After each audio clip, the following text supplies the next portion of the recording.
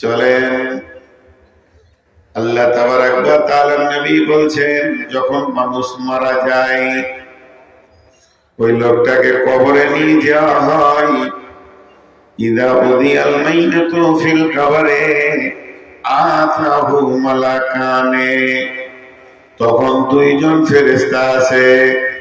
ফায়াকুলানে, তারা দুজন বলে, মান রব্বুকা মা দীনুকা ওয়া মান নবিয়ুকা, তোমার রব কে, তোমার দিন কি এবং তোমার নবী কে।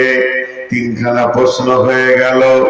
লোকটা বড় নিকার, লোকটা বড় পরেশগার, আল্লাহ তাকে রহম করেছেন, আল্লাহ দয়া করেছেন, সে উত্তর দিয়েছেন। কি বলেছেন? রব্বি আল্লাহ দীনুল ইসলাম, নবী মুহাম্মদুর রাসূলুল্লাহ সাল্লাল্লাহু আলাইহি ওয়াসাল্লাম। সঙ্গে সঙ্গে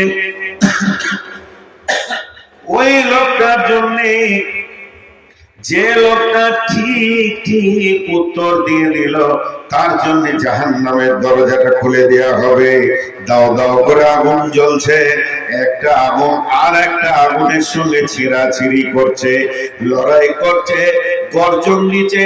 ভয়ানক জাহান্নাম যখন খুলে দেওয়া হবে, আর কবরবাসীকে বলা হবে, একবার তুমি দেখো।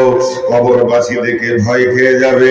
ফেরেশতা বলবে, তুমি ভয় পেও না, আল্লাহ তোমাকে রহম করেছে, তুমি ঠিক ঠিক উত্তর দিয়ে দিয়েছো। আল্লাহ এই রকম কঠিন জায়গা থেকে তোমাকে মাফ করে দিয়েছেন, ক্ষমা করে দিয়েছেন। এখন তুমি চিরনিদ্রায় শুয়ে যাও। যেমন নতুন দুলহা দুলহি বাসর ঘরে শোয়, ওই রকম চিরনিদ্রায় তুমি শুয়ে যাও। যেদিন ইসরাফিল সূর ফুঁকবে, সেদিন তুমি হাসরের মাঠে উঠবে।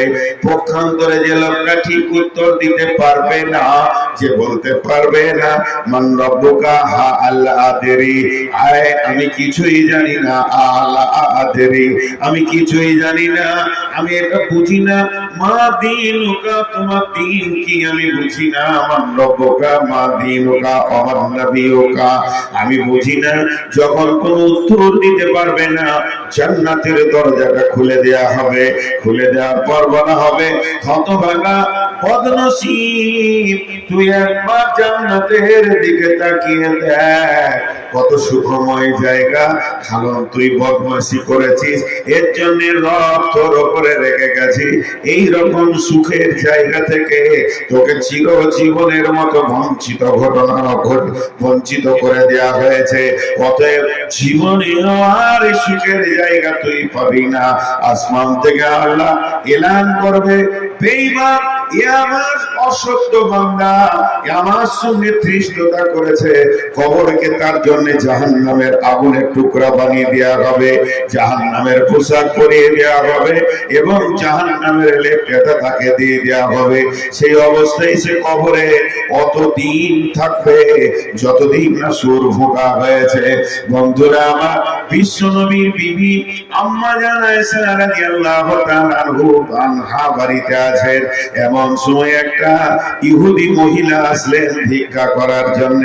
বিশ্ব নবী বাড়িতে নাই। আম্মা জান আয়েশাকে এসে বলেন, মা আয়েশা, যদি কোনো খাবার থাকে, যদি তোমার কাছে কিছু থাকে তো আমাকে দাও। আম্মা জান আয়েশার কাছে কিছুই ছিল না, মাত্র 2টি খেজুর ছিল। বাড়ি থেকে খেজুর 2টি নিয়ে ওই ইহুদি মেয়েটার হাতে দিয়ে দিলেন।